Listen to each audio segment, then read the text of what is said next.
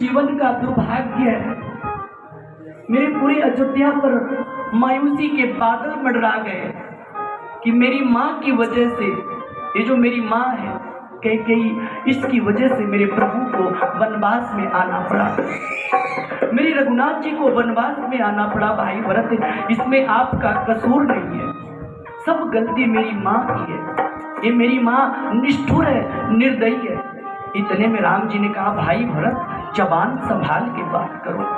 भाई भरत, आप जबान संभाल के बात करो। कैसी बात कर रहे हो? वो आपकी माँ है। किसकी माँ?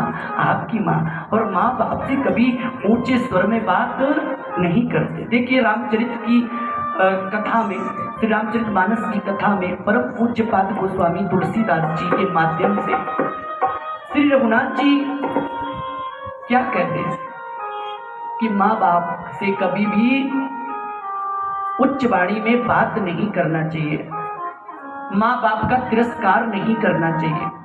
रघुनाथ जी ने कहा, भरत जी, मेरी माँ कैकेयी की कृपा हुई है मुझ पर।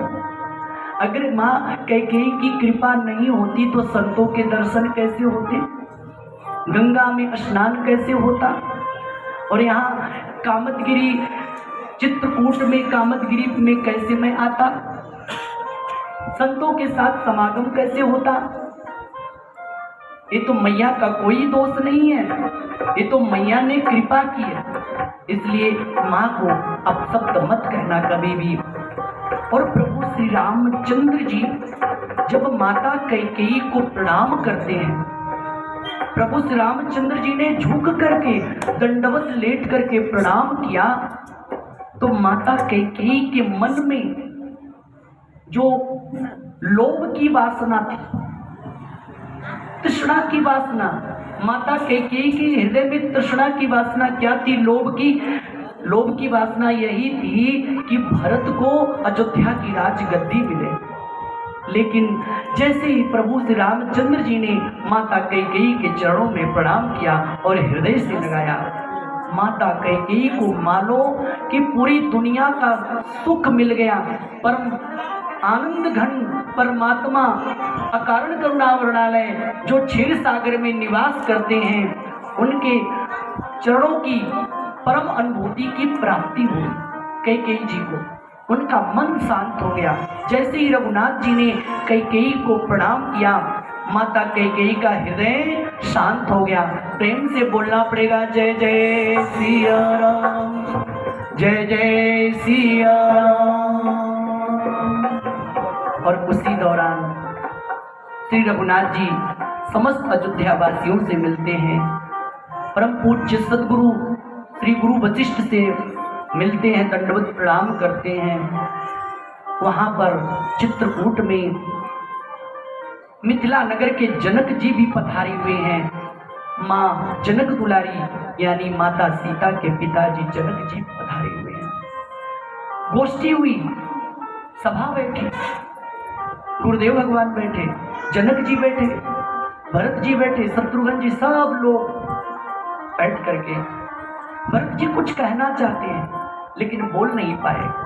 भरत जी ने गुरुदेव भगवान की तरफ देखा।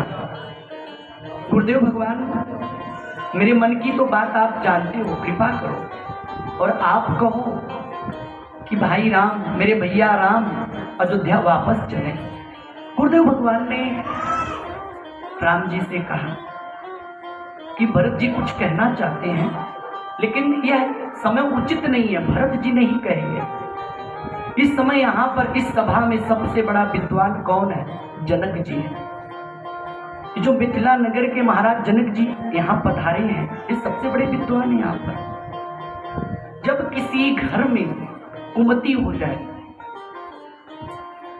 समझ लेना, अगर आपके घर में परिवार में कुमति आ जाए, लड़ाई झगड़े ज्यादा होने लगे, परिवार में विसंगतियां होने लगे, कुतर्क होने लगे, नित्य प्रति लड़ाई झगड़ा हो रहा है, तो उस घर में, उस परिवार में विदेह जैसा एक संत की आवश्यकता है। महाराज जनक जी विदेह थे। विदेह मतलब जो अपने देह में नहीं रहते थे, वे सत्संगी थे। अगर वे राजपाट भी करते थे तो वे राजपाट नहीं करते थे, वे अपने आप को कठपुतली मानते थे कि मैं प्रभु रघुनाथ जी के हाथ का कठपुतली हूँ और मुझे नचाने वाला परमपिता परमेश्वर है, मैं तो बस ड्यूटी कर रहा हूँ। तो ऐसा संत अगर आपके परिवार में आए, उसके माध्यम से यदि कोई निर्णय लिया जाए तो वह निर्णय समाज के लिए, परिवार के लिए, समाज के लिए, पूरे विश्व के लिए कल्याणकारी होगा। तो गुरु वशिष्ठ ने कहा, महाराज जनक जी, इस समय अयोध्या में, पूरे अयोध्या नगर पर आपने देखा ही मायूसी के बादल मंडरा रहे हैं। पूरे अयोध्या नगर के वासी सभी दुखी हैं, सभी लोग दुख संताप से संतप्त हैं और इनके दुखों को दूर करने वाला, डूबती हुई नौका को किनारे पर लगाने वाला इस समय मात्र आप ही हैं। अब आप जो भी उचित निर्णय दोगे वही सर्वमान्य होगा। भरत जी ने कहा हाथ जोड़ करके, हे गुरुवर, मैं सत्य बोल रहा हूं,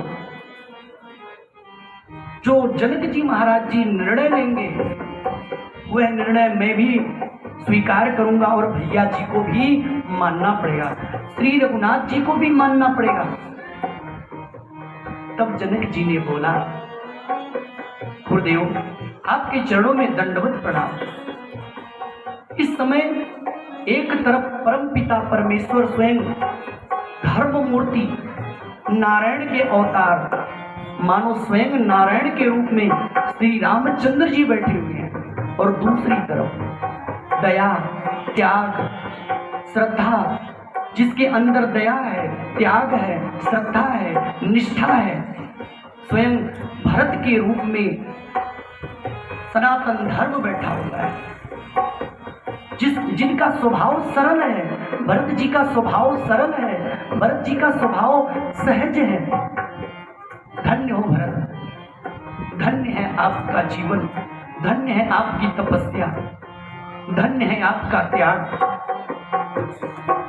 आपने जैसे सुना कि मेरे भैया का वनवास हो गया, आपने तुरंत सब कुछ त्याग दिया। आप जैसा अगर त्यागी परिवार में हो, आप जैसा संत परिवार में हो, तो कभी भी उस परिवार में लड़ाई और झगड़े नहीं होंगे। आपने क्या बोला महाराज?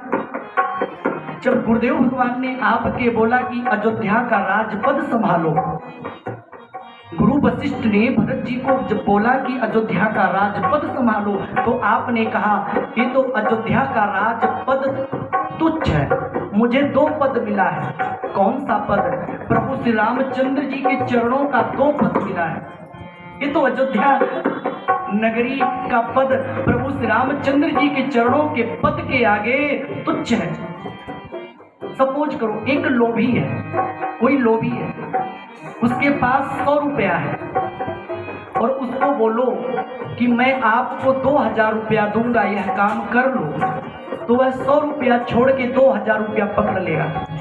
तो भरत जी ने भी कहा मैं लोभी हूँ, मैं लोभी इसलिए कि अयोध्या का पद तुच्छ और प्रभु श्री रामचंद्र जी का तो पद अयोध्या के पद से भी बहुत बड़ा है, तो मुझे अयोध्या नहीं चाहिए, मुझे बस प्रभु श्री रामचंद्र जी चाहिए। लेकिन भरत जी एक बात याद करो, आप अपने कुल को देखो, अपने कुल के वंशजों को देखो, महाराज रघु को देखो, अज को देखो, भगीरथी को देखो, हरिश्चंद्र को देखो। उन्होंने इस धराधाम के कल्याण के लिए, इस पृथ्वी के उत्थान के लिए अपने शरीर तक की, प्राणों तक की आहुति दे दी है। महाराज हरिश्चंद्र को देखो, डोम के घर उन्हें बिकना पड़ा। भगीरथ के जीवन को देखो, उन्होंने तपस्या करके मां गंगा को इस मर्त्यलोक में लाया। ये तो आपके पिताजी ने, अयोध्या के सम्राट महाराज चक्रवर्ती दशरथ ने जो संकल्प लिया और उस संकल्प को पूर्ण करने के लिए ये जो रघुकुल के तिलक है, ये नीलमणि, सांवले सलोने ये जो रघुनाथ जी हैं, इन्होंने जो संकल्प पिता का पूर्ण करने के लिए वन गमन किया, यह भी अपने स्थान पे उचित है। इसलिए लोक रीति यही कहती है, कुल की मर्यादा यही कहती है कि पिता की आज्ञा का पालन करना चाहिए। तो पिता के आज्ञा का पालन करने के लिए रघुनाथ जी अगर वन में आए हैं तो इनको 14 वर्ष वन में रहने दो, और 14 वर्ष वनवास बिताने के बाद पुनः अयोध्या में आएंगे। भरत जी हाथ जोड़ के कहते हैं, ठीक महाराज जी, लेकिन मेरी एक शर्त है। कौन सी शर्त? 14 वर्ष बीतने के बाद अगर एक भी क्षण मेरे रघुनाथ जी एक भी क्षण अगर देरी करेंगे आने में, तो मैं अपने प्राणों की आहुति दे दूंगा। मैं रघुनाथ के बगैर नहीं रह सकता। और दूसरी शर्त मेरी, मुझे प्रभु के चरण ही चाहिए, चरण पद ही चाहिए। मैं अयोध्या के पद को, प्रभु श्री रामचंद्र जी के चरण रज के पद को रख करके अयोध्या के सिंहासन पर मैं पूरे अयोध्या नगर की, पूरे विश्व की सेवा करूं। तो प्रभु एक कृपा मेरे ऊपर कर दीजिए। कौन सी कृपा? रघुनाथ जी ने कहा, कौन सी कृपा? प्रभु आप अपने जो चरणों का खड़ाऊं है, चरण पादुका है, यह चरण पादुका अब मुझे दे दीजिए। मैं आपकी सेवा करूंगा। अयोध्या में रख करके मैं अयोध्या नगर में सरजू के किनारे नंदी ग्राम में आश्रम बना करके, तपसी वेश धारण करके मैं वहां पर विराजित होकर के मैं राजगद्दी पे नहीं बैठूंगा। अयोध्या की गद्दी, अयोध्या की अमानत, अयोध्या का सब कुछ, ये जो अमानत है आपकी है, मेरी नहीं है। मैं तो केवल सेवादार। जिस दिन मनुष्य भरत जी जैसा भाव रखेगा, जिस दिन मनुष्य के जीवन में, हम लोगों के जीवन में भरत जी जैसा भाव आ जाएगा कि ये मेरा घर रघुनाथ जी का, मेरी फैक्ट्री रघुनाथ जी की, मेरा पैसा रघुनाथ जी का, मेरा सब कुछ रघुनाथ जी का, उस दिन समझ लेना रघुनाथ जी आपसे दूर नहीं, आपके हर पल पास रहेंगे। लेकिन आजकल लोग क्या करते हैं, ये मेरा पैसा, मेरी गाड़ी, मेरा बंगला, मेरा कोठी, यह सब क्या है? ये कुछ भी नहीं है। रघुनाथ जी के आगे सब तुच्छ है। तो प्रेम से बोलना पड़ेगा, जय जय सिया राम। प्रभु की कृपा पावरी दीनी,